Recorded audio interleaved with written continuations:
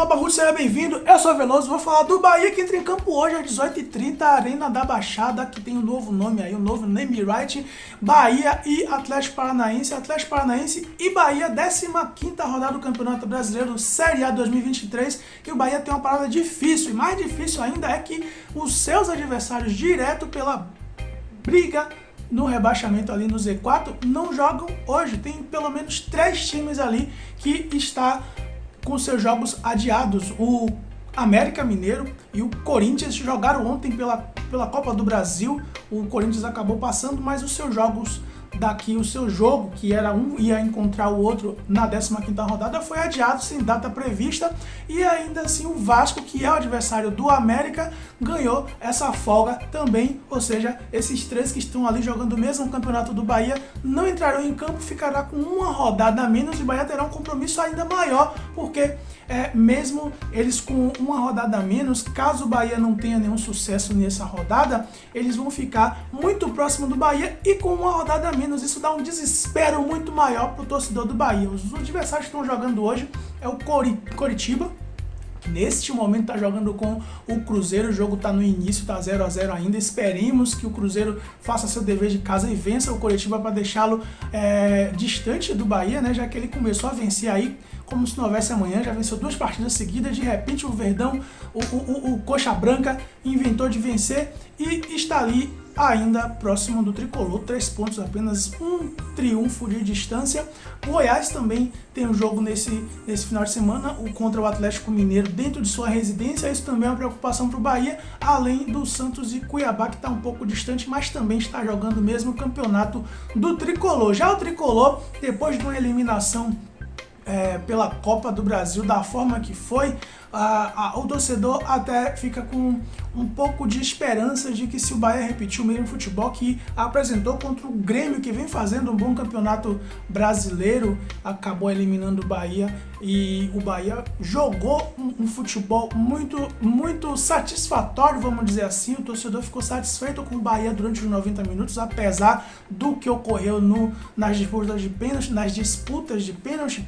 O torcedor espera que o Bahia repita o mesmo futebol, repita o mesmo ímpeto, repita a mesma performance e encare o Atlético Paranaense como um mata-mata, né? Um jogo de final de Copa do Mundo, porque para o Bahia é de fato um jogo de extrema importância, já que ele é o porteiro da zona de rebaixamento, apesar de ter aumentado o número de pontos de distância, que antes dessa rodada, da 14ª rodada, era de 1 ponto, o Bahia acabou empatando e ampliou para 2 pontos, mas o Goiás joga em casa contra o Atlético Mineiro, que não vem jogando muito bem. Caso o Bahia não conseguir empatar a partida ou pontuar nessa partida, o Bahia vai ser ultrapassado pelo Goiás e será o time imediatamente ali na zona de rebaixamento. Acho que ficar fora da zona de rebaixamento é uma meta que deve ser estabelecida para todas as rodadas. Nesse momento, o Bahia está jogando com um time praticamente misto, porque o Bahia não tem um elenco competente, completo, e os reforços ainda não entrarão em campo. Os reforços não, o único reforço que o Bahia teve até então nessa segunda janela é o Gilberto, que não viajou, não deve jogar, além do Mingote, que é atleta emprestado pelo Atlético Paranaense ao Bahia, também não entrarão em campo. Eu acreditaria que, se ele tivesse condições de jogo, ele seria titular na frente do Everaldo. E ainda teremos a dúvida da lateral esquerda, se o senhor Renato Paiva vai continuar com o Rian ou vai promover novamente o Matheus Bahia a ser titular, que era essa a sua condição antes de se machucar. No meio de campo a gente não vai ter o Rezende, que também não viajou devido a desconforto, será poupado.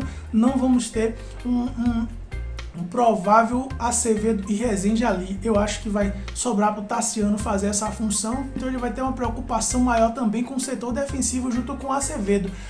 O ataque vai ficar a cargo provavelmente do Kaique, do Ademir e do senhor Everaldo, e infelizmente, dificilmente o Renato Paiva vai trocar o Cicinho pelo André. Eu daria uma oportunidade ao André, sinceramente, mesmo eu sabendo que o André fez um jogo contra o Cuiabá iniciando muito mal, mas eu acho que depois ele se estabilizou, eu acho que precisa dar chance, já que o Cicinho está tendo chance Por que não vai dar chance ao André? Eu acho que precisa sim dar chances ao André. Eu entraria inclusive com o Matheus Bahia na lateral esquerda e não com o Juan de Chaves, que já voltou inclusive, né? Já está disponível para jogar essa partida depois de ter ficado fora da anterior. Então eu entraria assim com o senhor Matheus Bahia. E claro, ainda caberia um esquema com 2 zagueiros, né? Mesmo com um time jogando fora de casa, eu acho que o esquema com 3 zagueiros não garante que o Bahia não vai tomar gol, não garante, porque a gente já viu o Bahia jogando com esse esquema e não conseguiu não ficar sem tomar gol. Então eu manteria o esquema com 2 zagueiros, com o Canives e com o Gabriel Xavier. Acho que o Vitor Hugo já foi muito provado e mostrou que não está no seu 100%, e talvez, se ele não quisesse colocar o Ademir de primeira, colocaria o Iago talvez para fazer o papel ali no meio do campo, e aí avançaria um pouco o Tassiano. Essas são as minhas 2 opções que eu utilizaria nessa partida contra o Atlético Paranaense, que a gente sabe que é um time muito perigoso, é um time que jogando em sua residência, no seu gramado, que ele conhece muito, é bem difícil ganhar lá. O Bahia só ganhou 3 vezes das 42 partidas que fez com o Atlético Paranaense.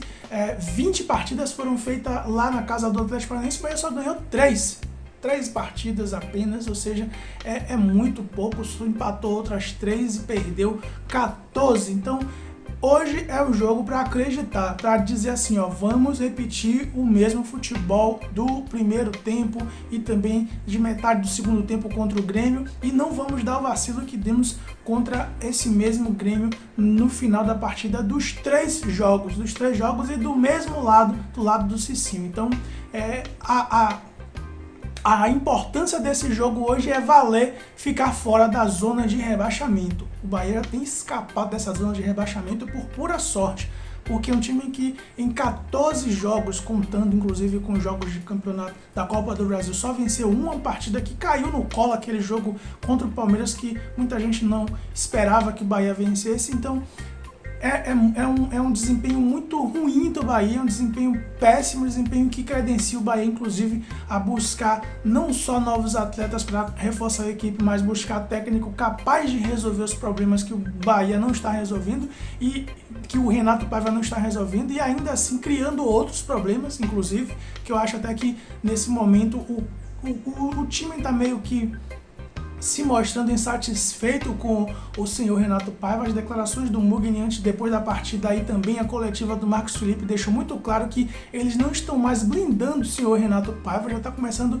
a expor isso, externar esse descontentamento. Para quem sabe ler, um pingo é uma letra, e as declarações do Marcos Felipe foram muito duras, foram muito firmes, e se a direção do Bahia não pegar os sinais, é capaz de ser sabotado aí pelo elenco, que vai querer derrubar o técnico, já que o grupo não está com interesse de fazer isso. Esperemos que não, esperemos que as coisas se resolvam e que a gente saia desse buraco sem fundo que estamos entrando já nessa reta final do campeonato. Reta final não, porque estamos na primeira parte ainda do campeonato, mas já são 15 jogos, 14 já foram concluídos, temos um jogo super difícil hoje, e se a gente vencer, eu acho que vai ser mais na raça do que no talento. Espero que, se houver erro, que não seja de arbitragem e não seja do Bahia.